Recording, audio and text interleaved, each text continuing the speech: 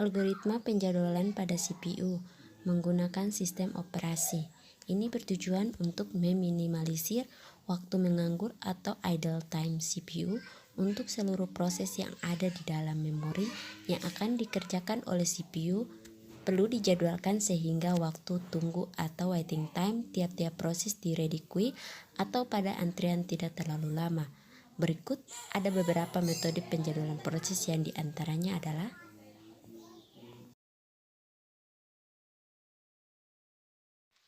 yang pertama, penjadwalan non-preemptive seperti first in first out atau FIFO, shortest job first SJF, Higgins Response Radio Next atau HRRN.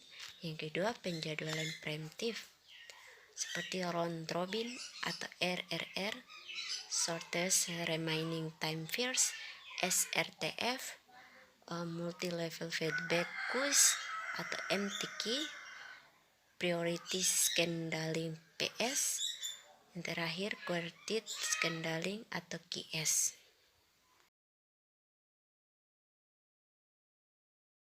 Selanjutnya kita masuk contoh soal pada penjadwalan non-preemptive first in first atau FIFO. Jadi FIFO ini adalah proses yang datang pertama dilayani terlebih dahulu, tidak peduli apakah burst time-nya panjang atau pendek.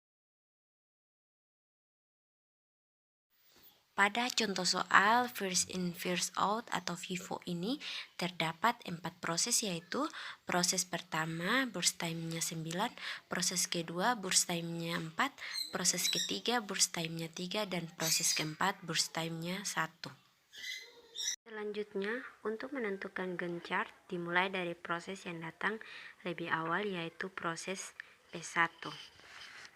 Untuk penjadwalan proses FIFO, waktu kedatangan diasumsikan dengan 0. Jadi proses P1 dimulai dari menit ke-0 dan berakhir pada menit ke-9. Kenapa 9? Karena burst time P1 adalah 9. Selanjutnya, proses P2. P2 di sini adalah proses yang datang setelah P1. P2 dimulai dari menit ke-9 dan berakhir pada menit ke-13. Kenapa 13?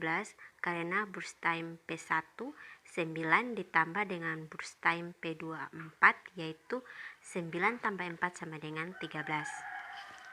Selanjutnya, proses P3 dimulai dari menit ke-13 dan berakhir pada menit ke-16. Kenapa dapat 16? Karena burst time 13 ditambah dengan burst time 3 sama dengan 16. Selanjutnya, proses P4 dimulai dari menit ke-16 dan berakhir pada menit ke-17. Kenapa 17? Karena burst time 16 ditambah dengan burst time P4 1 sama dengan 17. Selanjutnya, untuk menentukan waiting time, yaitu P1 sama dengan 0, P2 sama dengan 9, P3 sama dengan 16, dan P4 sama dengan 17. Selanjutnya, untuk menentukan rata-rata waiting time, rumusnya yaitu jumlah waiting time dibagi jumlah proses. Jadi, sama dengan 0 tambah 9 tambah 16 tambah 17 bagi 4. Sama dengan 42 bagi 4 sama dengan 10,4.